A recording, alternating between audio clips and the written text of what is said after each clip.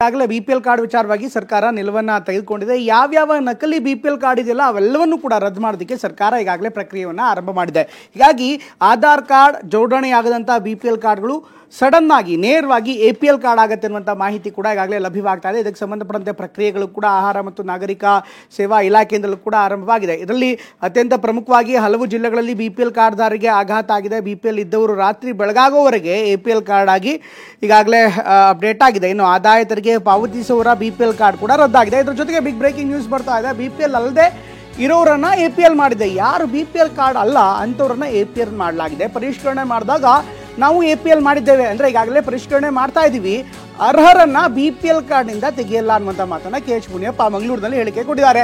ಅರ್ಹರಿಗೆ BPL card ಕೊಡಲು ತೊಂದರೆ ಇಲ್ಲ, ಆದರೆ ಅನರ್ಹರು ಯಾರಿದ್ದಾರೆ ಅವರ ಕಾರ್ಡ್ಗಳು APL ಆಗುತ್ತೆ. ಪರಿಷ್ಕರಣೆ ಮಾಡುವಾಗ ಅರ್ಹರಿಗೆ BPL ಕೊಡ್ತೀವಿ ಅಂತ ಮುನಿಯಪ್ಪ ಹೇಳಿದ್ದಾರೆ.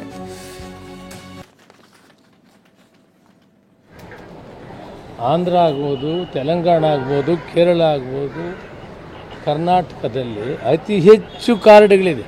ನಾವು 6.5 ಕೋಟಿ ಜನ ಇದ್ದರೆ 4.5 ಕೋಟಿ ಕೊಡ್ತಾ ಇದ್ದೀವಿ. ನಿಯರ್ಲಿ 75-80% ಆಗ್ತದೆ. ಅಲ್ಲಿ APL ಅಂದರೆ ಅರ್ಹರಲ್ಲದವರು ಜಾಸ್ತಿ ಇದ್ದಾರೆ ಅಂತ ಭಾವನೆ ಬಂದಿದೆ. ಪರಿಷ್ಕರಣೆ ಮಾಡಿದರೆ ಇನ್ಕಮ್ ಟ್ಯಾಕ್ಸ್ ಗೈಡ್ಲೈನ್ಸ್ ಮಾಡ್ಕೊಂಡಿದ್ವಿ. ಇನ್ಕಮ್ ಟ್ಯಾಕ್ಸ್ ಇರೋರಿಗೆ